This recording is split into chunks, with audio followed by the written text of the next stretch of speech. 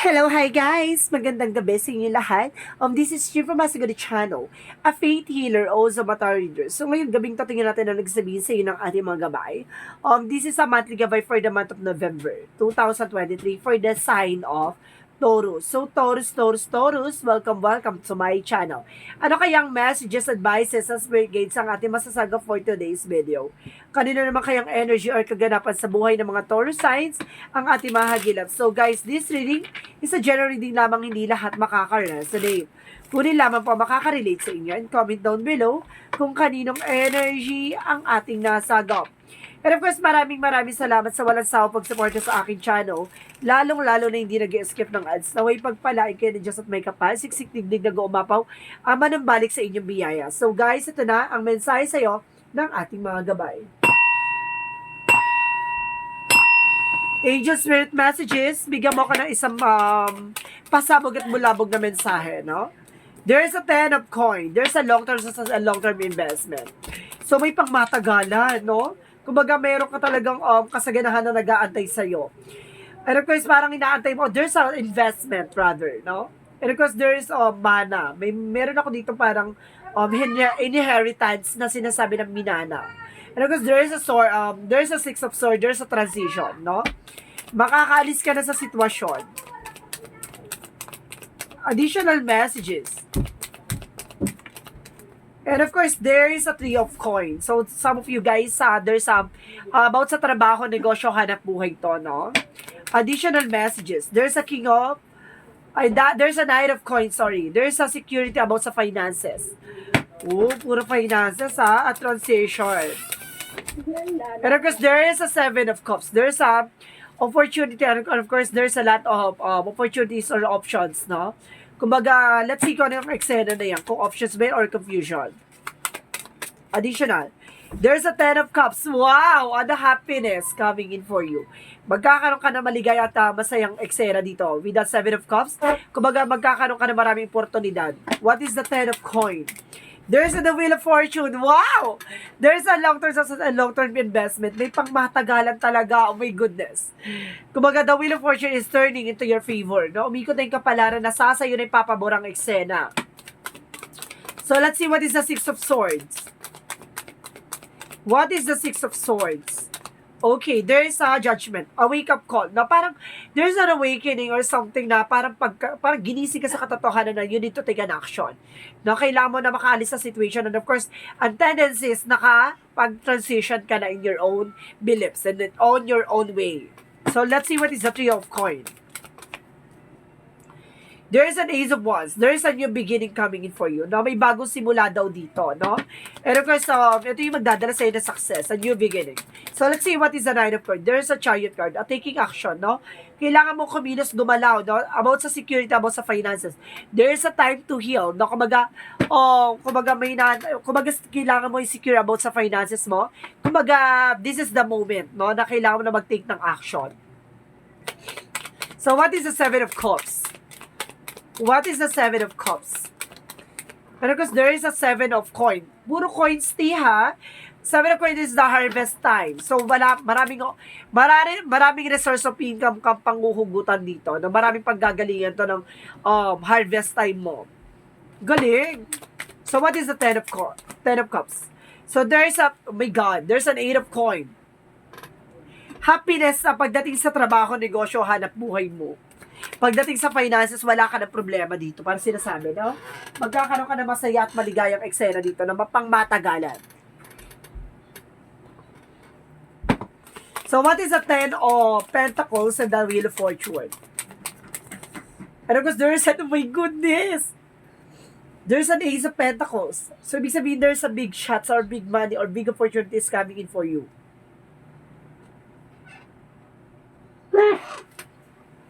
My God. May pangmatagalan dito. My God. Oh, my God. There's a Four of Coin. Protect your power, protect your energy. Okay. So, ibig sabihin dito may pangmatagalang eksena, no? Kumbaga, there's a transition.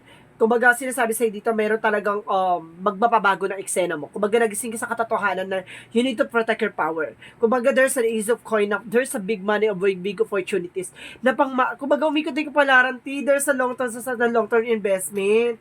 My God. My goodness talaga. So, let us at the Pentacles and the Ace of Wands. So, there's a Palace of Wands, no? Kumbaga, about sa negosyo, trabaho mo, marami ka na obligasyon dito, no? Kumbaga, marami ka ng pagkukuha na ng, kumbaga, panahon. And of course, there's an Eight of Cups, no? Kumbaga, sinasabi sa'yo dito na, i-let go mo daw yung fear, i-let go mo yung yung overthinking. Kumbaga, kailangan mo i-let go yung mga negativities, no? Kumbaga, kailangan mong libangin yung sarili mo or you need to take an actions. So, what is the Seven of Cups and of course the Seven of Coin? And of course, guys, there's the Nine of Cups. There's some of wish fulfillment. No, pinangarap mo to and of course, there's a Three of Wands. Waiting ka na lang ng resulta. So, what is the Ten of Cups and of course the Eight of Coin? There's a Five of Cups. There's a Five of Coin in reverse. Five of Pentacles in reverse represent, kumbaga, recovery about sa finances. Ang lakas ng energy. So, let's see what is the outcome. There's a High Priestess. There is an mystery behind. And of course, there's an unexpected moment. And of course, there's an Ace of Swords, a breakthrough. So, this is the tagumpay na. See? The Sun card represents a positive outcome. The positivity is yours. And of course, there's a Nine of Wands, slow and steady, no? Panatiling kalmado. Kasi kumbaga, ito yung, kumbaga parating na sa'yo na mahinahon at of course, mabagal man ang pagdating sa'yo, pero sigurado to na para sa'yo talaga to. Umikot ng kapalaran na turning into your favor. And of course, there's kumbaga, abundance, victory, and success, and prosperity. Talagang, congratulations kasi kumbaga magkakaroon ka ng recovery about sa finances and happiness. Kumbaga pagdating sa relationship, pagdating sa career, kumbaga pasabog pati sa health. So let's see what is a love oracle card. My God. Kasi yung pera kasi nagdadala rin sa'yo ng stress eh, no? So this time, no worries na. Makaka-recover ka na. And because there is a separation. No? Kumbaga sinasabi sa'yo dito, mayroon kayo, kumbaga siguro nagkahiwalay kayo ng person mo or something na kumbaga nag-ibang bansa ka or lumayo ka para magkaroon ng puhunan or kapital. So this is it na parang there's a missing you, no? Nalulungkot siya. And because there's an ascending for preparing for union. So ibig sabihin baka uuwi ka na sa Pilipinas or uuwi ka na sa ibang bansa or something na kumbaga magkakaroon ka na kayo ng collaboration, no? Or homecoming or something celebration. And because there is a seduction. Kumbaga there's attraction or dating a seduction. Mukhang talagang baliw na baluto sa itong person na to. So let's see what is additional messages for Yin and Yang Oracle card. For Yin and Yang Oracle card, get my information. There's a freedom, no? Opportunities. Parang hayaan mong dumalo yung opportunities sa'yo, no? Parang sinasabi na surrender to the divine. Kasi the more na sinusurrender mo, the more siya lumalapit sa'yo. And of course, there's a stalking, watching, look at you, no? May nag-stalk sa'yo, at the same time, there's a shadow side. Kumbaga, sinasabi dito, there's a truth reveal, no? Kumbaga, meron na sumusubaybay sa'yong lihim. No? Merong inggiter siguro, pero dead ba tayo? Kasi pure positivity yung naging eksena dito eh. So, let's see what is Archangel Michael messages. Archangel Michael messages for your imagination and you see the answer, no? Kumbaga, gamitan mo raw ng intuitions mo, gamitan mo ng, kumbaga, imagination mo para makita mo ang kasagutan sa lahat ng katanungan mo. And of course, there's you and your loved ones are safe, no? Sinasabi sa'yo dito na safe naman daw ang iyong mga mahal sa buhay. Let's see what is additional messages. Diba? Baliktad siya.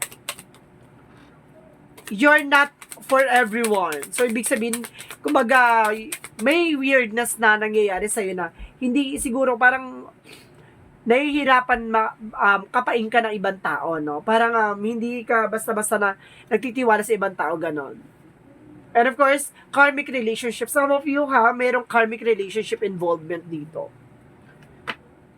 talagang sinubok kayo ng mga challenges and of course obstacles nitong tao na to. Itong tao na to ay kumbaga after yung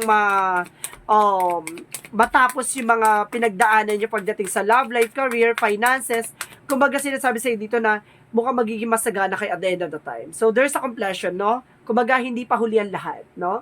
Kumbaga nagsisimula ka pa lang. And of course there's an enlightenment. Kumbaga magkakaroon ka ng clarity. And of course, there's a rejection. Marunong ka dapat mag-reject ng mga tao. Hindi ka dapat puro yes, oo, ng oo, no? Marunong ka din dapat humindi. So, let's see what is the energy. What is this energy? There's a for chakra Archangel Raphael. For healing, magkakaroon ka daw ng healing dito. And of course, there's an anxieties. Kung magasama po yung nag-overthink pa din, no? And of course, there's the temple path, no? Kumbaga sinasabi sa'yo dito na maraming discoveries kang malalaman. Or there's a discoveries na, kumbaga matutuklasan. Ganon. So, what is Archangel Raphael? Jesus, the divine healer. So, ang lakas ng sense dito na there's an healing. And kasi sinasabi dito sa'yo, there's a Jesus is on your way. No? Kumbaga talaga nandito sa side mo si Jesus. No? Ginagabay at pinagagaling ka sa anumang uri ng karamdaman mo. And of course, there's a detoxification. Kailangan mong alisin yung mga toxic sa paligid mo para maging maganda ang buhay mo. No? Let's see what is additional messages. What is additional messages? Minsan kasi yung mga toxic sa paligid, toxic friend, toxic family, kasi minsan kasi, kumbaga, sila yung nagiging hadlang, no, para sa pag-unlad mo. And because there's a heart desire, kung ano gusto ng puso mo, sundin mo. So, let's see what is additional messages.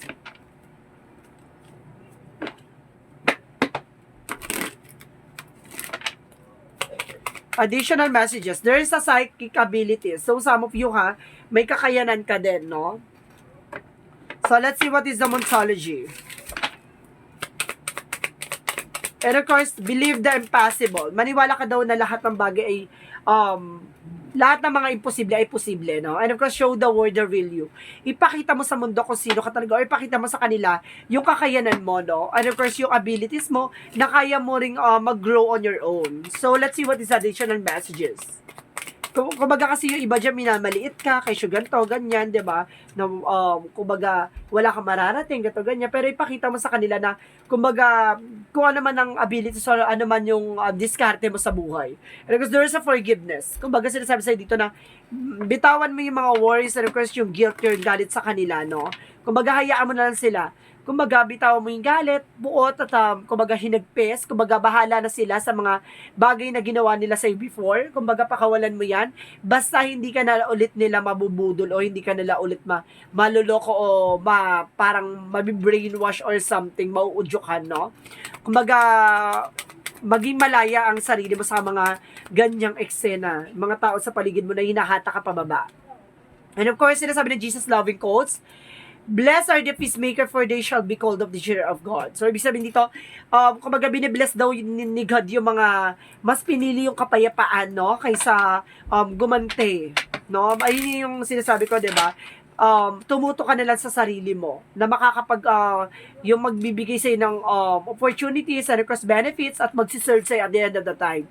Huwag mong pansinin yung mga bagay na pinihila ka pababa. No? Bagkus hayaan mo sila sa ginagawa nila at pakawalan mo yung sarili mo sa mga toxicities. No? Kumaga lumayo ka sa kanila at magsilbing aral na sa'yo lahat ng pinagdaanan mo sa buhay. And of course, there's a 12. I am visionary. Sinasabi dito, creativity is a driving force in your life. Your imagination is rich and you are able to express your feelings. And insight, it is unique ways that others can benefit from. Ibig sabihin, kaya mong kumbaga, makita yung mga bagay na mangyayari or something na parang nagkakaroon ka ng insights or kumbaga visions na yung mga plano nila or something, yung mga bagay na mangyayari sa in the near future or yung possibilities, no? Alam mo na yung mga kahihinatnan. So, it's a good part na, kumbaga, nagagamit mo na yung intuitions mo or imaginations mo, rather your visions, to help others, no? And of course, yourself. So, let's see what is the messages of life.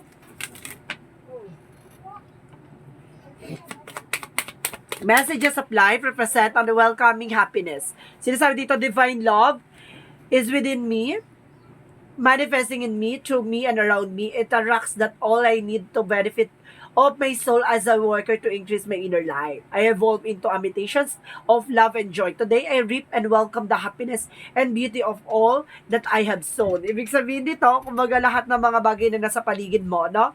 Kumbaga, minamanifest mo na lang, no? Inahayaan mo na lang yung negativity, yung kumawala sa'yo, no? Ina-attract mo yung mga good energies, and of course, positivities. Kumbaga, deadma ka na lang sa mga bagay na alam mong hindi mag-benefit sa'yo or mag-work for you, no? So, sinasabi dito na pinapalaya mo yung sarili mo sa mga worries, and of course,